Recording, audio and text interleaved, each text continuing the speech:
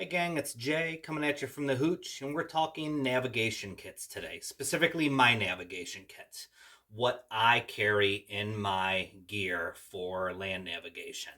It's extremely important to know your basics of land navigation as far as how you orient a map to north, how you triangulate your position, how to measure distance on a map, and then how to find or locate things within grid coordinates. Those are all extremely important tools to have. Not just tools to have, but know how to do those things. And then last is how to relay that information to somebody else. You know, whether it's you're handwriting it down and transmitting it, or you're transmitting it via a radio. Um, it's important information to be able to know and to be able to send to somebody else so that they know. So that way you got to make sure everyone's on the same page with that. But it all starts with having that basic land navigation kit. Mine's pretty simple, I feel, for what I've used in the field, not just for the last couple of years, but the last couple of decades, actually. Spending time in the mountains and in the backcountry and being able to find out where you are, where you're going, plot courses, lay out your plans, all of that good kind of stuff. So I like keeping my nav kit simple. I like keeping it in a small notebook size container, something that actually fits in a either in a jacket pocket or a cargo pocket on a pair of pants or in a chest pouch. That way you always have it available to you. You want it within easy reach because you may need to check it from time to time. Inside of my navigation kits, I keep obviously a map of my area that I am in. I don't like carrying, as an example, you have big maps that you can obviously use that, for an entire area. But the downfall of those is sometimes they're too big. It's hard to carry them. These are great for in like a base camp, an HQ where you have big wall maps, big table maps, like a big table here to be able to lay everything out. But when you're in the field, you need a map for dealing with your immediate AO. And that's where something like this comes in really handy. I am a huge fan of aerial maps. And this is just a bit of advice for you guys. Go to your, whatever county you live in, go to your county auditor's website and look up real estate. And then you will be able to print up, I print all these up on my computer. You will be able to print up topo maps, maps with contour lines on them. You can see this one here has contour lines on it. Aerial overlays. My specific county, actually twice a year, at the end of every summer and the beginning of every spring, they do updated aerial photos. So this works out huge for that, and I scale it to the scale that I want to have, and then I'm able to go ahead and put my map grids on it for our own use, which works out really good for that. And then I laminate everything, so that way everything is nice and waterproof via having everything in a map case. So you have your map, right? I happen to have in my kit the spring map for this last year, so that way I'm completely updated on where things lie for this time of year. So I keep that folded up in my navigation kit. I keep a Write in the Rain notebook in there. Write in the Rain notebook is extremely important. I keep a multitude of writing utensils. I keep a pencil.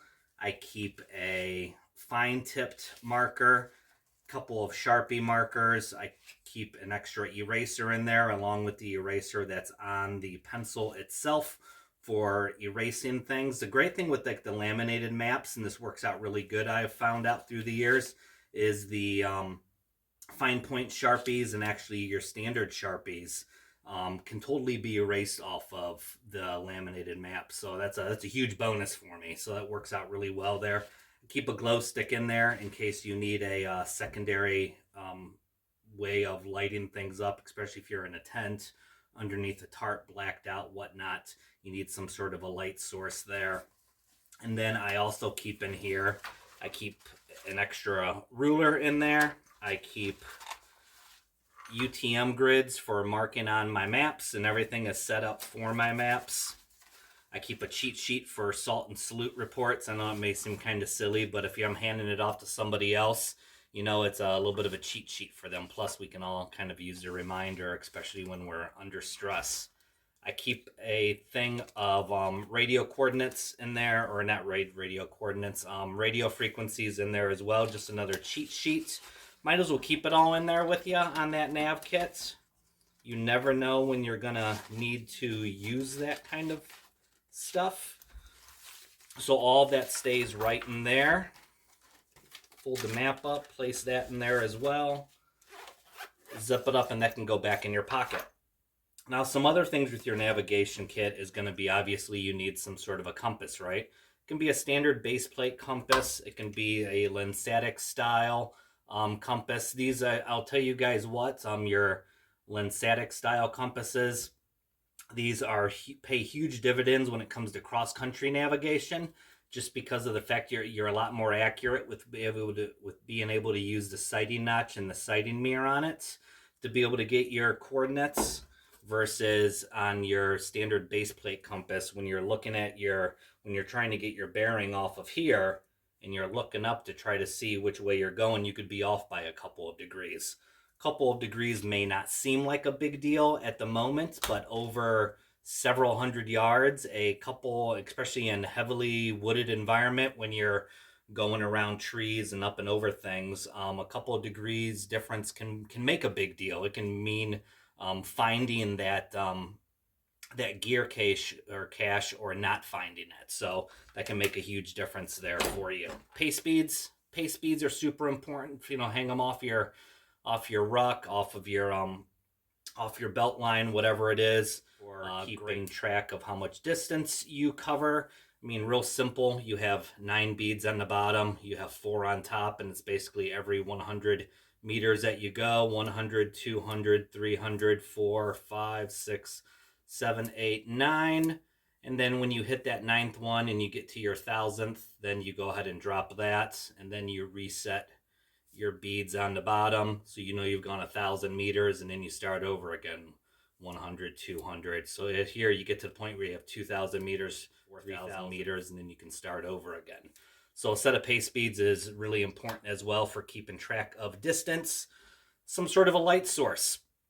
I like having a dummy corded red light inside, whether it be a smock pocket, jacket pocket, chest rig pocket, to be able to, low light for at night for reading on a map. That way you're not giving off your position horribly with that, or once again underneath your tarp or whatnot. That works out really well. Or you can use do it with a headlamp as well for a red light for that purpose. And then the last thing really when it comes to a land navigation kit, and it's not necessarily a must-have item, but some sort of a radio or some sort of a way of being able to send coordinates. If you're doing a salute report, you need to be able to tell whoever it is that you're radioing into what your location is and what the location is of what it is that you're observing, so that if the time comes, whether they're having to send people there to take care of it, or maybe they're even having to rescue you, at least you're able to relay that information via a radio. But that's really it, guys. Like I said, I like to keep my land navigation kit really simple, really compact, very basic. I can't stress enough utilizing the your local county auditor's website for doing aerial maps. I think that's extremely important. It gives you pretty real-time info as well, so that's huge on that. And I can't stress enough to learn how to use UTM grids for identifying where you're at, what it is you're looking at, being able to relay that information on it, or for being able to plot courses of action between points of interest. So that makes a big deal as well.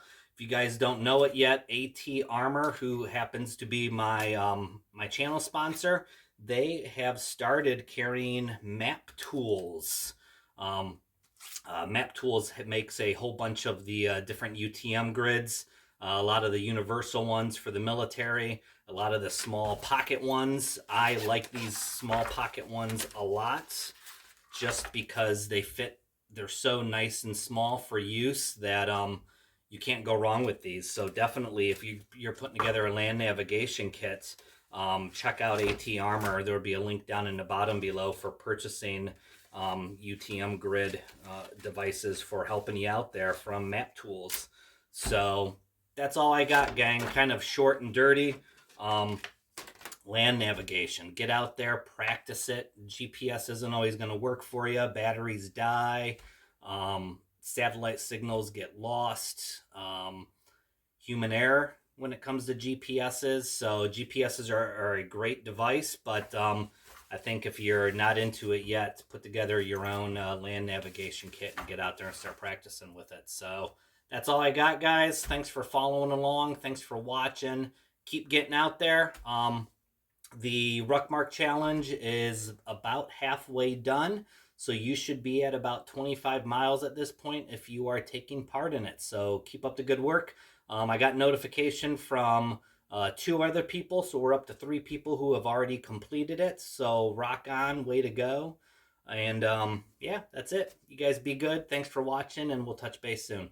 Bye.